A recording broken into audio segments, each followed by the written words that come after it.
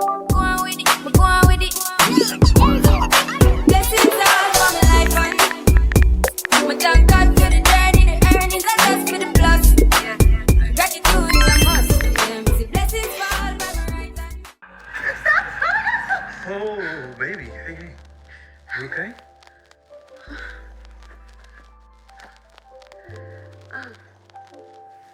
You woke up screaming. Did I? Yeah.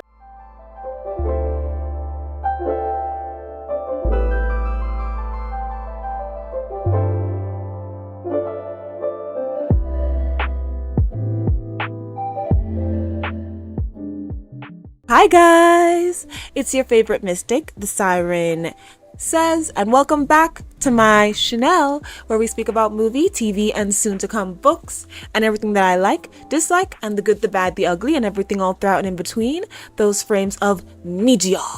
So, I hated this episode. That is why I never necessarily titled the other two episodes oh my god, this show is getting good. No. I know Tyler Perry, and even if he added 1 and 2 little bitty writers on this show, his stink is still all up and through it. And yes, I'm crediting the 2 good scenes in the last few episodes to possibly the writers. Do I think Tyler Perry is capable of those scenes? Yes. Just a little disclaimer on my thoughts on Tyler Perry. I prefer his older stuff.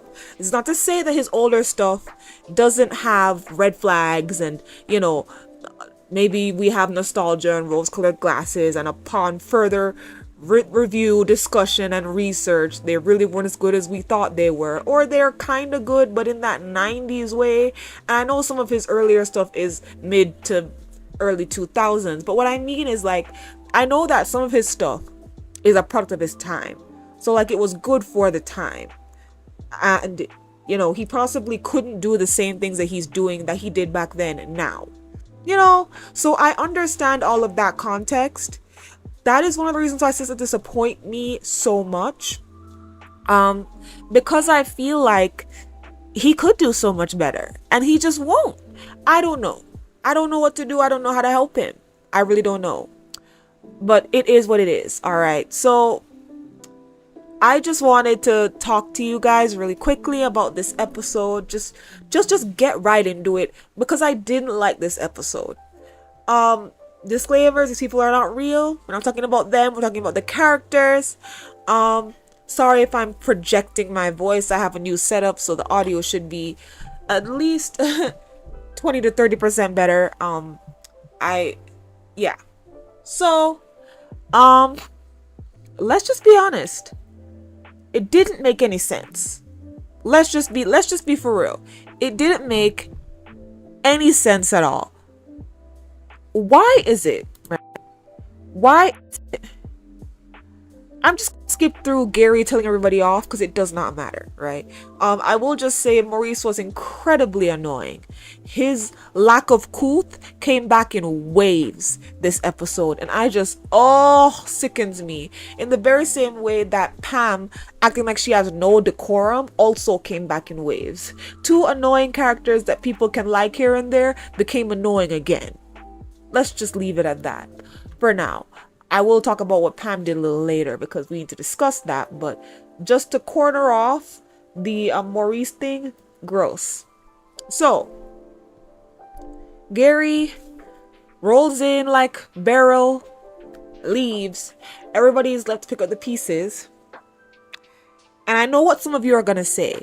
Okay, you probably thought that her friends were stupid, Siren, but you must have really appreciated Fatima. Let's get into that immediately. Quick as hell, we're going to get into that right now, okay? No, I don't necessarily respect Fatima. I feel like having Fatima question her was the only possible way that they could have gone about this, because Andy needs to tell somebody. Let me say this again, because I said it in the last few episodes. Andy is not acting like she actually likes Gary. She's acting like she's in a hostage situation. That reads to me that even yes, I'm gonna blame the men as well. Even Rich should have known something was wrong. She didn't look happy. And no, I don't think her look of panic doubles as, oh damn, I'm caught. I was thinking wrong with Gary, I just got caught. No, she looks like Gary had a pew pew to her back. That's what it looked like, okay? So no, I don't think anybody had the right to just believe her when she's like, yes, we're together. It's real. This is how she sounded. Let me tell you how she sounded. We're together. Oh my God. Yes. It's what's that word? No. It's real. I love him, and that's why I keep going back. I'm sorry to Jordan. I just never cared about him. I don't know. Is that what I should say, Gary? Oops. I mean, yes, we're together. We're in love. Yeah, for real. That's how. I know she didn't say that, but that's how she sounded to me. Her face was panicked. If she could sweat on this show, she looked like she was sweating. It does not make sense that Fatima is the only one to question this. It doesn't make any sense at all. Now, I understand that they allowed Fatima to be the one to stay back for plot relevance, because it wouldn't really make sense that Fatima is under Andy all day and she ain't noticed nothing. But in terms of what happened with all of her friends, they also should have known. Because number one, they've known Andy for longer, especially in a personal context. Her dealings with Gary are within a personal context. Stop playing with me. Okay? Now, yes, I understand why Fatima was there, and I appreciated that level of continuity, but I feel like her friends being disappointed and taking what she says as the truth is very disappointing as well, because it does not make any sense. Let me tell y'all, I have friends, right? And much like Andy, you can read my emotions on my face 90% of the time. Maybe there's a good 10% where I'm good at hiding my real feelings. But if I'm really peed off, you gonna see it, for real. Unless I am really trying to take control of my thoughts, right? Anybody can take control of their thoughts, but some people just have a great poker face and others, they have to grow into it. Andy was not acting like she likes this man. As I said before, Andy was better at acting when she was pretending to like Gary back when Robin was around and she was still sleeping with Gary. That acting was better. That acting was more believable. Like, if you watch my older videos, even I was wondering if she still liked Gary for real. Like, if she was going to give him another chance. And she was, because she wasn't acting. At first, she was trying to trick him, but she ended up falling for him again. That's why she almost considered his marriage proposal the second time they got put together. Andy is not a good actress. I'm talking about KJ, talking about Andy. And for some reason, the directors will not allow KJ to actually act like she likes this man, so that it can be believable to us why her friends wouldn't be able to see it. Personally, even if she did act it better, even if it was better directed, I think her friends should still be able to tell. Or maybe not. Because, you know, there is the lore of Andy being a boo-booed. A boo-boo means A-B-U-S-E, don't forget it. She has a history with a boo-boo. So, it is possible that the friends are like, okay, maybe she really is still interested in Gary because she has a history with a moose. And it's possible. But we all know that Gary goes way past the sweet boyfriend that might shove you too hard. No, he's a psychopath. He's a part of that stupid extra action movie storyline that I hate in this show, right? So to me, I don't understand why people weren't realizing that like something serious is happening here. It doesn't make any sense to me. And I know Fatima realized it, but I feel like she shouldn't have been the only one is my whole point there. Now, just to move on quickly, Rich, you don't know anything. Stop talking to that nigga. Stop. You and your friends have so many issues, I don't even know what to do. I don't even know what to do. Personally. Idiot. Running over to tell his friend we don't know nothing. She looks like she's in love with Gary to you, dummy. That's what that looks like to you, stupido. Anyways, the nanny was here. Ooh. The nanny is finally here and was watching the baby. That's how I know it was a plot hole that Tyler Perry put in. I know that apparently allegedly there was a scene where they spoke about how the nanny wasn't available, but obviously she could have been available. Tyler Perry just wanted to add in drama. Stupid. Let's get into something serious. How crazy Sabrina is. Yo, girl, are you dumb? I told you, Sabrina. And I'm about to get the conversation that Rich had with Tony, but I want to take it in segments. So I'm going to take Rich's half of the conversation when he spoke to Tony. I'm going to put that in right now and put in the half of what Rich said to Tony in Tony and Danny's section. So, Sabrina is an idiot. Not for telling him. I appreciate that she told him immediately, right? I appreciate that. I'll give you that, right? But, of course, Rich is not okay with Damani giving her sperm. Duh! Why would he be okay with that? In what universe would he be okay with that? I have no idea what universe that is. Do you know? Let me know down below. He's not happy with it. And he thinks it's weird. Number one thing he said is that she doesn't know him. Which sounds like it's foreshadowing that he might end up becoming one of the crazy people on the roster of crazy men, right alongside Gary and Hayden. I don't have time for any more crazy people in this show. Geronius Prince. We finally got rid of Q. Finally. Don't bring another crazy man back on this show to replace the ones that you finally removed. Now, Sabrina is still living in the delusional world where she thinks that Damani is not interested in her. I don't know why she's being so delusional. I have no idea why. But I'm gonna need her to cut it out.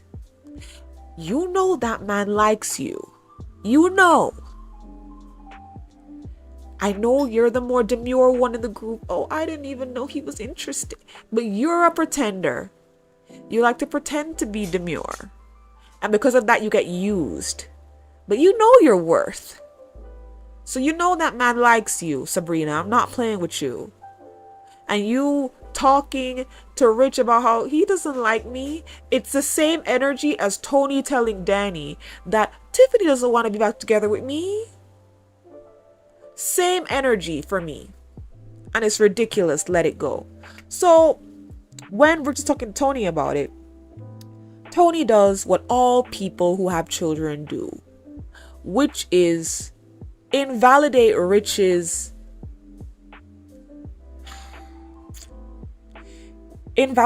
stance on not wanting children. And Rich says something that pisses me off. He says a statement that reveals that he actually does want children. He's just hurt from his past and unsure. That's what that statement of, I just wanted to be financially secure. Because obviously if he was the one taking care of all of his siblings, that means he grew up in a rough childhood and that's why he doesn't want kids. Not because he just genuinely doesn't want them. Because he struggled growing up. He was tired and so he wanted a break. But if he met the right woman and he had enough money, he would have a kid. Why didn't we get that information sooner? You guys heard me siding with him, cooing for him, mewling damn near for this man's ideals on not wanting children. Only now to realize that he genie-mied me.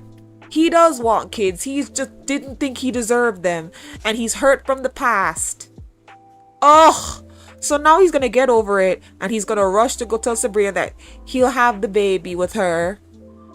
But, you know, as we saw in the next on Sistas, she's rushing to go get impregnated by Damani. Idiot! Idiot! Baka. I hated the way that Tony just invalidated everything. But the other side of that is that they've been friends for a very long time. So there is a section of this where he's probably just saying this to him because he knows him. He knows that he probably wants kids. But he's just scared to do it right now. You know what I mean? And I hate that because that's not the vibe that Rich gave. That's just not the vibe that Rich was giving off. He wasn't giving the I don't want kids because I need therapy vibe. He was just giving that I just genuinely want kids and no amount of money or therapy would change that, you know? And I really appreciated the representation. But far be it from me. It was stupid of me to think for a second that Tyler Perry would give us diversity, especially among the men. If I said that all the women are technically the same but a different font, the men are even worse so. All the villains are like Hayden and Gary, and all the men are a version of Zach. I'm over it. I'm over it. And anybody who wasn't like Zach, aka people like Robin and Preston, get shipped off the show because who cares about them, right? Ooh, or get disrespected, demeaned, and given shady storylines to make other people hate them, like Aaron. There's just no respect for diversity. None. And it's sickening and it's tiring and I'm bored. Anyways, hate Tony for what he said to him. I've never liked Tony. Tony can, crack my ass a little bit. Anyways, let's get into Tony and Danny right now. Right? Danny sees a message from Tiffany on Tony's phone. Tiffany is upping the ante, sending him lingerie pics, talking about how, Ira, you got me this for my anniversary. It's my favorite. You always know exactly what to get me. Huh? Ma'am, stop fighting for him. He's not worth it. Move on. You can do better. I swear to you, Tiffany, you can do better. Ugh. So, of course, Danny feels vindicated. But, of course, with Tony, her vindication is not enough because she's always wrong. Tony flips this around on her, saying that she was looking through his phone. That's how, she found it. And he's just hooked on the fact that she was looking through his phone. That's all he cares about. He doesn't care about the fact that his ex-wife was sending him nudes. And that Danny was correct about Tiffany willing to break boundaries to be with him. Who cares about that, right? Who cares? You were looking through my phone. How dare you? That's all that man cares about. And so he gets angry at her and storms out. I don't know if they're taking a break or if he's just going to be mad at her for an episode and dip. He calls Danny jealous and insecure. And all I can think of myself is, you're acting like she's crazy. That's how you acted when you gaslit her about the child situation. And that's how you're acting now, Tony. You're gaslighting her. The message popped up. She didn't have to search through your phone to get it. I personally that she shouldn't have looked through your phone.